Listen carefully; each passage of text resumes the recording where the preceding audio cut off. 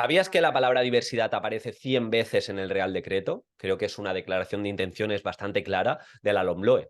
También, dentro de esos retos del siglo XXI, dentro de su perfil de salida, nos habla directamente que tenemos que valorar la diversidad personal y cultural como fuente de riqueza.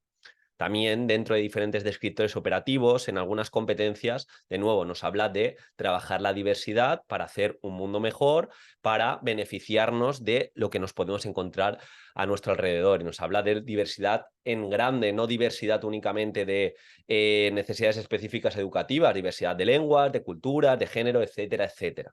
Y ya sabéis que el medio para trabajar esta diversidad nos dice que pongamos el foco en los principios del diseño universal para el aprendizaje.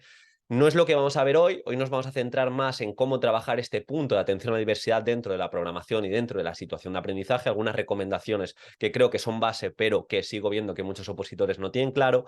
Y si queréis que hablemos del diseño universal para aprendizaje, os tenéis que apuntar en la lista prioritaria porque este jueves a las 6 de la tarde, es decir, hoy a las 6 de la tarde, vamos a hacer una pequeña clase donde voy a explicar qué es el diseño universal para aprendizaje y lo más importante, porque eso es fácil de buscar.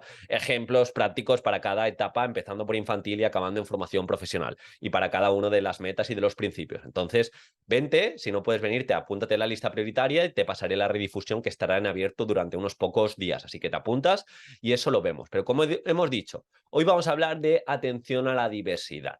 Primero de todo, ¿qué tengo que hacer? Si no me marca nada convocatoria, yo intentaría cogerme un grupo clase que sea realista. Dentro de nuestros grupos clase, en colegios, institutos públicos, por así decirlo, tenemos una amplia diversidad. Es decir, somos grupos heterogéneos en cuanto a motivaciones, intereses. Siempre tenemos algún alumno con necesidades específicas de apoyo educativo. Si vas a coger un par de alumnos con necesidades especiales específicas de apoyo educativo, perdón, céntrate en conocerlos muy bien. Es decir, no cojas algo por cambiar. Me acuerdo una compañera que llevó un síndrome de X frágil, que es parecido a síndrome de Down, para destacar y le coincidió con que un miembro del tribunal pues había trabajado varios años con un niño así y le empezó a preguntar y vio ya que lo había metido un poco sin conocimiento de causa. Entonces, como en el temario, cuando hacemos un ranking de temas, no cojas el tema que pienses que nadie va a coger porque es difícil predecir y quizá ese tema no lo tienes tan trabajado como el bueno, aquí igual.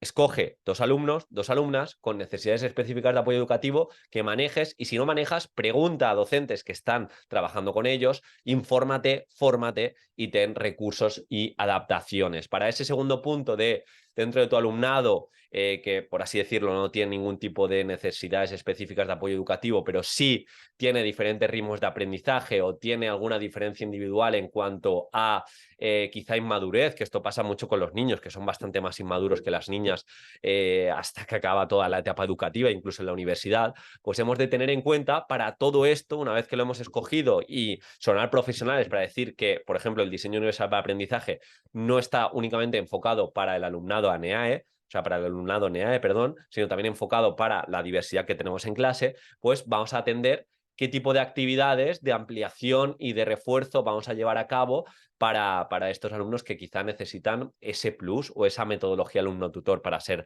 más guiados. También cuando hablemos de nuestro grupo diverso, incluso de nuestros alumnos con necesidades específicas de apoyo educativo, intenta también valerte de los instrumentos de evaluación. Esta semana hablábamos de la base de orientación, que para mí es un instrumento que funciona muy bien para que nuestro alumnado tenga esa voz, se fomente la autonomía y se autorregule. ¿Por qué no a la hora de hablar de aquel alumno que necesita más ayuda, que tiene una base de orientación con pictogramas para seguir una serie de pasos y ya has hecho una adaptación precisa del instrumento de evaluación que a su vez le va a dar esa autonomía que normalmente este alumnado necesita incluso más esa autonomía para valerse por él solo, por ella sola.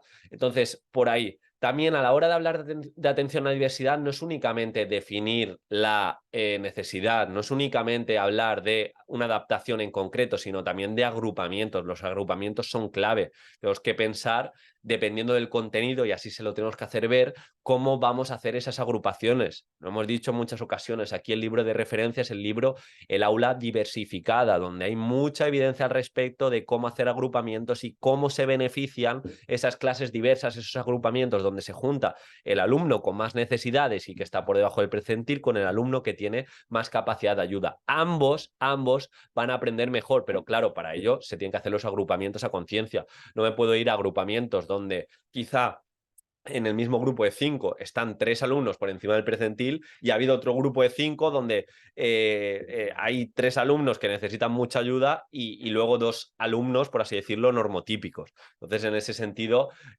hablar también de agrupamientos en este punto.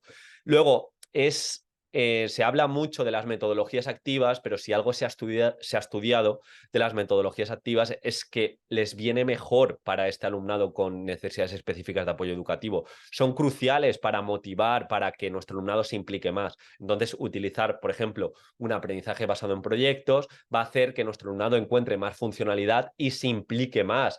Utilizar, y aquellos alumnos que quizás están menos motivados a una enseñanza más tradicional se pueden enganchar a través de esta metodología. O de igual manera, si tú llevas a cabo un aprendizaje cooperativo a la hora de hacer agrupaciones, vamos a valernos de lo que hemos comentado del libro del aula diversificada.